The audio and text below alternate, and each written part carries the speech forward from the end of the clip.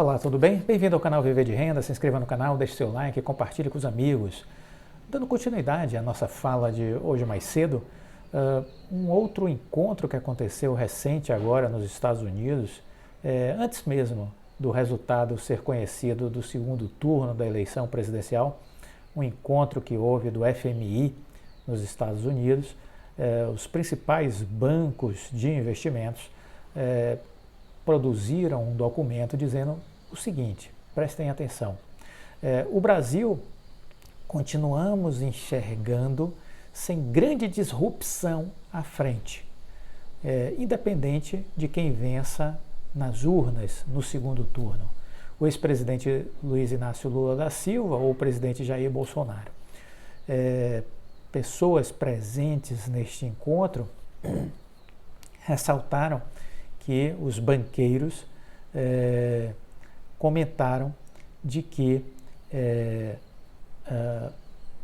é preciso ver que existe um cenário macroeconômico ainda desafiador para 2023, mas que dentro deste conceito, né, é possível perceber que o Brasil antecipou-se em relação ao resto do mundo em muitas coisas que foram feitas de forma acertada, né? E dentro disso, eles entendem que, de forma consensual, não há espaço no país para grandes eventos aventurescos, grandes tomadas de posições que levem a desconsiderar todo o caminho que vem sendo feito nos últimos anos. Então eles não enxergam uma disrupção no Brasil na condução econômica, independente dessa troca de governo. E por que eles dizem isso? Por que eles disseram isso? Eles sustentaram na reunião de que esse risco ele deixou de existir no primeiro turno, quando houve um equilíbrio de forças no Congresso.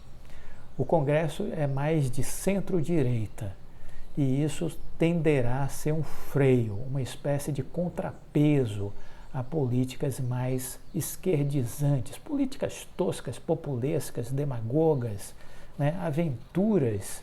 Eles entendem que o Congresso não estará nessa mesma pegada. Não há muito espaço para esse tipo de coisa. A percepção dos banqueiros americanos é que, no caso, quando nós olhamos o mundo desenvolvido, ainda há um certo nível de incerteza, um certo nível de desconfiança, mas quando a gente olha para o cenário da América Latina como um todo, a gente vê que o Brasil se destaca.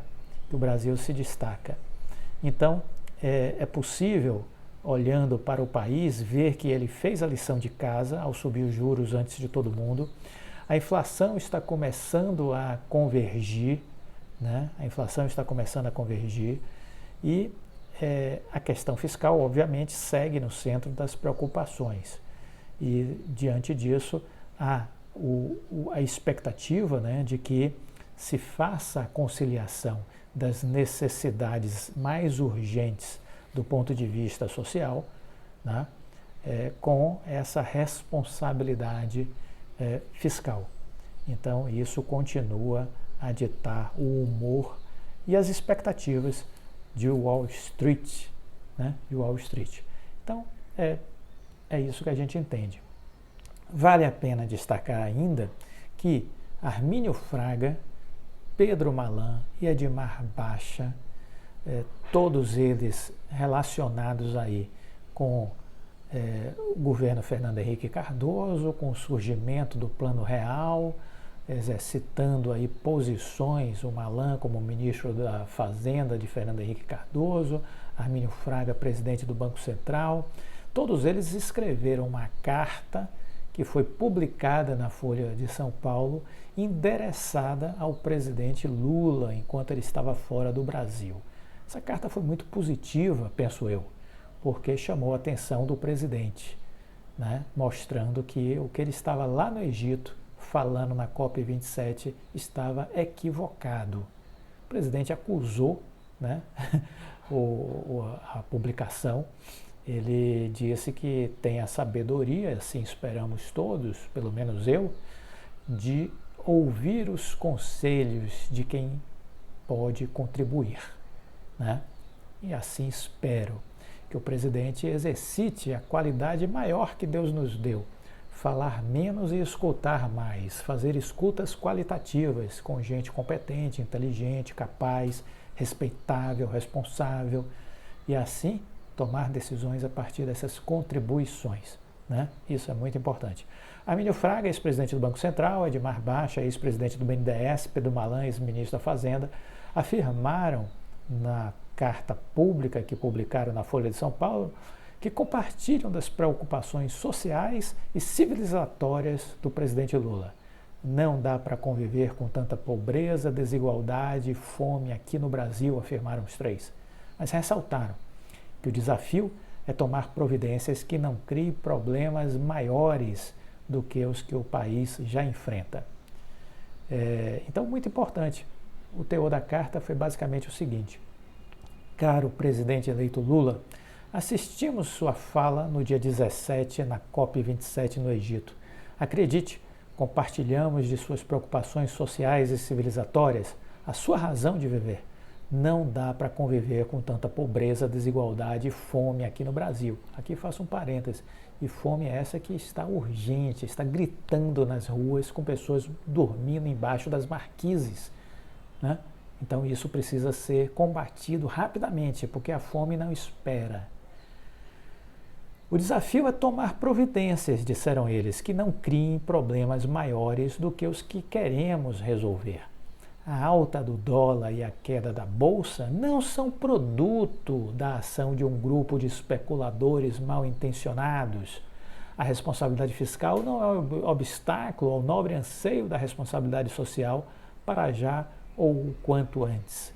O teto dos gastos não tira dinheiro da educação, da saúde, da cultura para pagar juros a banqueiros gananciosos. Não é uma conspiração para desmontar a área social. Tudo isso foi afirmado pelo presidente Lula de forma tosca, de forma boba, atabalhoada, lá no Egito. Não sei quem produziu o discurso, quem está emprenhando ele pelos ouvidos, mas certamente gente de alta ignorância e estupidez. Gente, muito fraca da cabeça. Gente que beira a debilidade intelectual, né? São os anacéfalos, desprovidos totalmente de cérebro, que estão buzinando no ouvido e emprenhando o presidente Lula com esse discurso tosco, completamente tosco. Então, repetindo, a alta do dólar e a queda da bolsa não são produto da ação de um grupo de especuladores mal intencionados. A responsabilidade fiscal não é um obstáculo ao nobre anseio da responsabilidade social, para já ou quanto antes. O teto de gastos não tira dinheiro da educação, saúde e cultura para pagar juros a banqueiros gananciosos. Não é uma conspiração para desmontar a área social. Vejamos por que uma economia depende de crédito para funcionar. O maior tomador de crédito na maioria dos países é o próprio governo. No Brasil, o governo paga taxas de juros altíssimas. E por que isso acontece?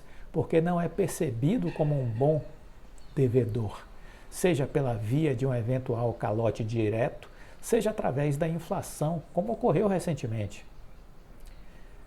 O mesmo receio que afeta as taxas de juros afeta também o dólar.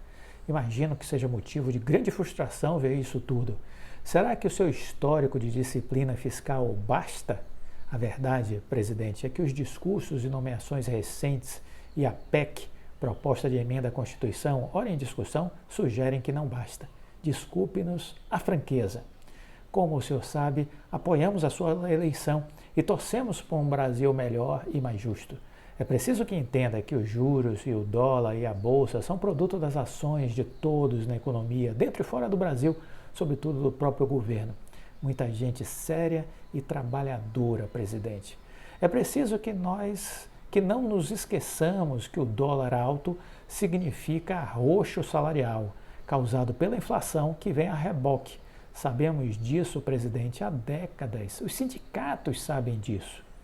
E também não custa lembrar que a Bolsa é hoje uma fonte relevante de capital para investimento real. Canal esse que anda entupido, é verdade. São todos sintomas da perda de confiança na moeda nacional, cuja manifestação mais extrema é a escalada recente da inflação no Brasil. Quando o governo perde o seu crédito, a economia se arrebenta, presidente. Quando isso acontece, quem perde mais?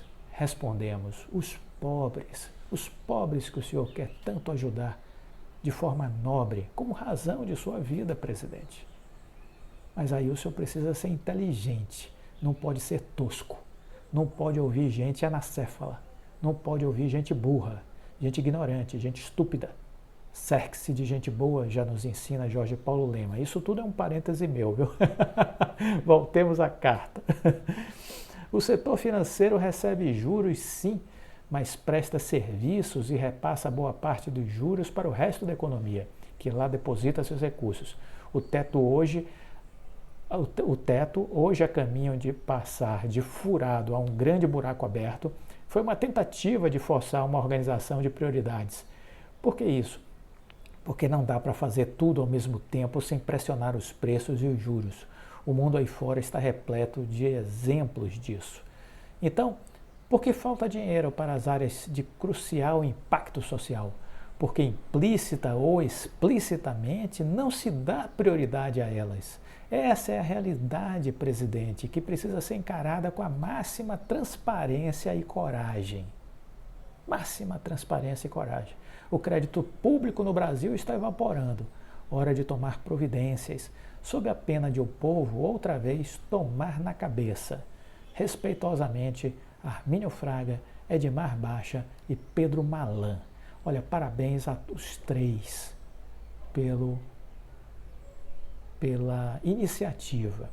Parabéns aos três pelo sopro de lucidez num mar de estupidez que foi propalada pelo futuro presidente da República em terras do Egito, né? Provavelmente super mal assessorado por gente tosca, ignorante, medíocre e anacéfala.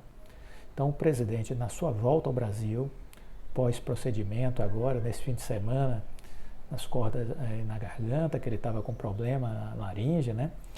Que possa escutar a Simone Tebet, o Geraldo Alckmin, que o Geraldo Alckmin promova um encontro com o Pércio Arida, com o Pedro Malan, com o Armínio Fraga, com o Edmar Baixa, com o Henrique Meirelles, entendeu? Com o presidente do Bradesco, do Itaú, do BTG, com industriais, para que o presidente exercite, aproveitar que fez o procedimento na garganta, fale quase nada e escute as pessoas que fazem o Brasil andar. Porque não é o presidente Lula, não é o antigo presidente Bolsonaro, ou seja, quem quer que tenha passado pela presidência do país, que faz o Brasil andar. Quem faz o país andar são os empresários, é a classe produtiva, como disse o Meirelles lá em Nova York, do padeiro ao grande industrial. Estes são os atores que fazem o país ir para frente. Então é preciso que o presidente escute e escute de forma especial as pessoas lúcidas que estão torcendo para que o Brasil dê certo. Porque não adianta torcer contra o Brasil. Então, existem pessoas lúcidas que estão torcendo para que o Brasil dê certo. Então, o presidente precisa ouvir essas pessoas. Não falar nada, pelo amor de Deus. E afastar os toscos, os idiotas, que ficaram assessorando ele quando estava em viagem. Ele deve saber quem são os retardados. Joga para fora. Joga na lata do lixo, os doentes. Afaste-se de gente ruim, presidente. Afaste-se de gente ruim. Provavelmente eles estão dentro do seu próprio partido. É o que eu imagino. Afaste-se dessa raça que não presta. Essa turma aí não presta. São incompetentes, gente medíocre. Cerque-se de gente boa. Conselho do Jorge Paulo Lema. As pessoas que vencem na vida e têm sucesso fazem disso um hábito. Então espero que o senhor ouça esses grandes economistas, esses grandes profissionais do mundo empresarial, do mundo financeiro, do mundo dos investimentos, que já vivenciaram experiências de governo e que poderão lhe ajudar a tomar as decisões certas. Responsabilidade social precisa estar casada com responsabilidade fiscal. Quem diz diferente quer lhe ver no buraco. Acredite. Se você gostou do vídeo, deixe o like, compartilhe com os amigos, fique com Deus e até a próxima. Tchau.